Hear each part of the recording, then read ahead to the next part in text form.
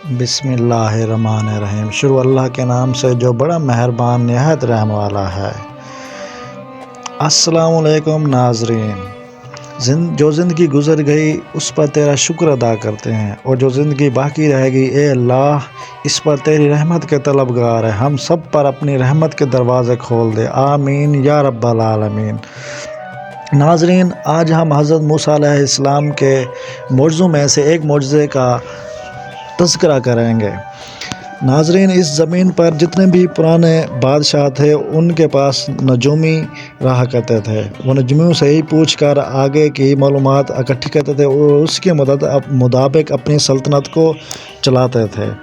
اسی طرح فرعون کے پاس بھی بہت سارے نجومی موجود تھے جو وہ کہ ان سے معلومات حاصل کرتا اور اپنی سلطنت کو آگے بڑھاتا۔ اسی طرح حضرت موسیٰ علیہ السلام کے بارے میں بھی اس نے سنا کہ ایک خواب میں دیکھا کہ دو درخت ہیں جو عالم بارہ پر جا رہے ہیں اور وہ وہاں سے پھیل کر اپنی شاخیں بلند کر لیتے ہیں۔ اسی طرح اس نے اپنے نجومیوں سے پوچھا کہ اس کا کیا مطلب ہے، تو نجومی نے بتایا کہ ایک ایسا نبی آنے والا ہے جو کہ تمہاری سلطنت کو ختم کر دے گا، نہ صرف ختم کرے گا بلکہ وہ خود حکمرانی کرے گا اور سارے بندے اسی کے ہی تابع ہو جائیں گے اور اللہ پر ایمان لے کر آئیں گے اور تمہاری خدائی کا دعویٰ ختم ہو جائے گا۔ تو یہ باتیں سن کر فرعون بہت ہی پریشان ہوا۔ اس نے سوچا کہ اس کا کیا حل کیا جائے، تو اس کے وزیر مشورہ کرنے کے بعد کسی کی رائے پر بھی اس نے عمل نہیں کیا، لیکن اس نے کہا کہ اس علاقے میں جو بھی ماں بچہ پیدا کرے اسے ختم کر دیا جائے۔ تو یہ سلسلہ شروع ہو گیا، لوگوں کی سسکیاں، چیخیں پکار۔ فرعون کے اس عمل سے لوگ کافی پریشان تھے، لیکن اللہ کو جو منظور تھا ہونا تو وہی تھا۔ تو عمران نامی شخص کے گھر حضرت موسیٰ علیہ السلام کی ولادت ہوئی، اور اسی طرح حضرت موسیٰ علیہ السلام کی جو والدہ تھی وہ سخت پریشان تھی، کیونکہ فرعون نامولود بچوں کو زندہ قتل کروا رہا تھا، ان کی گردن اڑوا رہا تھا۔ تو اسی طرح حضرت عمران نامی شخص کی والدہ، حضرت موسیٰ علیہ السلام کی والدہ عمران نامی شخص کی بیوی بہت فکر مند تھی کہ حضرت موسیٰ علیہ السلام کو بھی وہ فرعون قتل نہ کر دے۔ اسی طرح حضرت موسیٰ علیہ السلام کو دریائے نیل میں چھوڑ دیا گیا جھولے میں بٹھا کر، اور وہ اس حضرت موسیٰ علیہ السلام نے فرعون کے اسی محل میں پرورش پائی، اور حضرت موسیٰ علیہ السلام وہیں پر ہی جوان ہوئے۔ بات کرتے ہیں حضرت موسیٰ علیہ السلام کے پاس جو ایک عصا تھا، عصا بھی ایک معجزہ اللہ پاک کی طرف سے دیا ہوا تھا۔ یہ عصا حضرت آدم علیہ السلام سے جنت میں سے ہی لے کر آئے تھے۔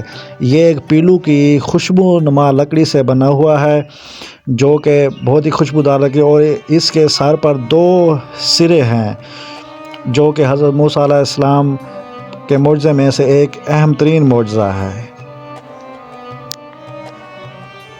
حضرت موسیٰ علیہ السلام نے اسی اپنے عصا سے دریا کے درمیان میں سے ہی راستہ بنایا تھا، جو کہ اپنے عوام کو ایک طرف سے لے کر دوسری طرف چلے گئے تھے۔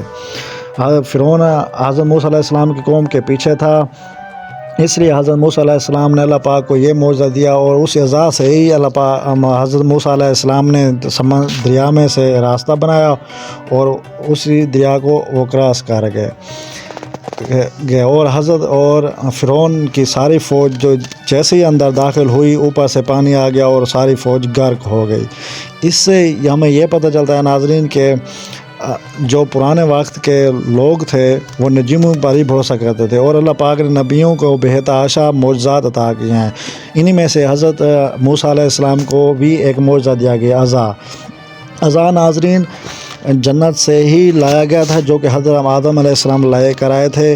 حضرت آدم علیہ السلام کے پاس ایک خوشبودار لکڑی تھی جو کہ پیلو کی بنی ہوئی لکڑی تھی، اور حجر اسود بھی جنت سے ہی لایا گیا تھا جو کہ مکہ معظمہ میں موجود ہے۔